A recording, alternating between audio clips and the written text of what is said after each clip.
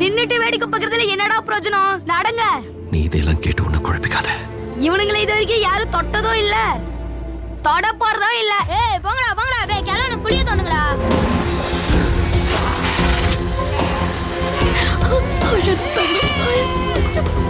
அவசரப்பட்டு சரித்திரத்தை உருவாக்க முடியாது.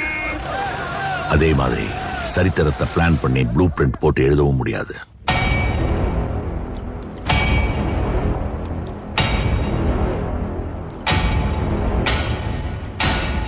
அதுக்கு ஒரு தீப்பொறி வேணும். ஏண்டா சம்பட்டியை புடிச்சிட்டு அங்கேயே நிக்கிற? வச்சிட்டு போ. ஆனா இப்போ காட்டு தீயே பத்திக்கிச்சு.